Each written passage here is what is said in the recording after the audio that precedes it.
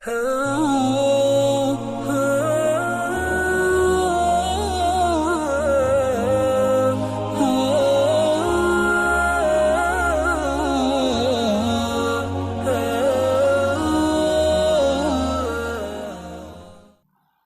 اللہ الرحمن الرحیم۔ ایک سوال کیا گیا ہے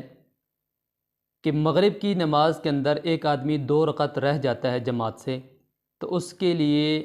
اب باقی جو 2 رکعتیں ہیں ان کے اندر کسی ایک رکعت کے اندر کھڑا ہونا ہے یا دونوں رکعتوں کے اندر بیٹھنا ہے، جبکہ پہلی رکعت کے اندر بھی وہ امام کی آخری رکعت کے اندر بیٹھ چکا ہے۔ تو یہ بھی جماعت کے لحاظ سے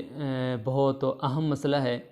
کہ ایک آدمی آتا ہے مغرب کی نماز کے اندر جماعت میں شامل ہونے کے لیے، تو 2 رکعتیں اس کی ہو گئی ہوتی ہیں، تو تیسری رکعت کے اندر وہ آ کر شامل ہوتا ہے۔ تیسری رکعت جو ہوتی ہے وہ امام تو بیٹھنا ہوتا ہے، لیکن جو آنے والا شخص ہے جو ابھی نیا مل رہا ہے اس کی تو پہلی رکعت ہے، اس نے تو پہلی رکعت میں کھڑا ہونا ہوتا ہے، لیکن اگر وہ امام تیسری رکعت کے اندر بیٹھ رہا ہے اور یہ اگر اپنی پہلی رکعت سمجھ کر کھڑا ہو جاتا ہے تو بھی نماز فاسد ہو جاتی ہے، اور اگر امام کے ساتھ مل کر بیٹھ جاتا ہے تو پہلی رکعت کے اندر ہی بیٹھ گیا۔ اس کے بعد جو 2 رکعتیں اس کی رہ گئی ہیں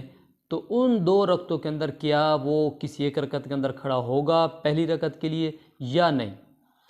تو اس کا جواب یہ ہے کہ جب وہ آخری رکعت امام کی آخری رکعت کے اندر مل گیا تو اس کی پہلی رکعت امام کے ساتھ ہو گئی، بیٹھنے کی حالت میں ہوئی یا کھڑے ہونے کی حالت میں، ظاہر سی بات ہے بیٹھنے کی حالت میں ہوگی کیونکہ امام کی تو آخری رکعت ہے،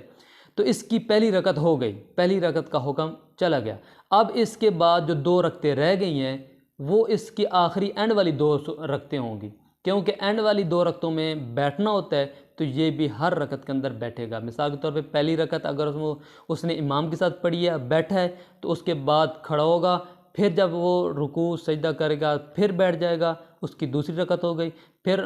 تشہد پڑھ کے پھر کھڑا ہو جائے گا، پھر رکوع سجدہ کر کے پھر بیٹھ جائے گا۔ تو اس طریقے سے تینوں رکعتوں کے اندر تو بیٹھ رہا ہے، لیکن جماعت کے لحاظ سے اس کے نماز مکمل اور صحیح اور درست ہوگی۔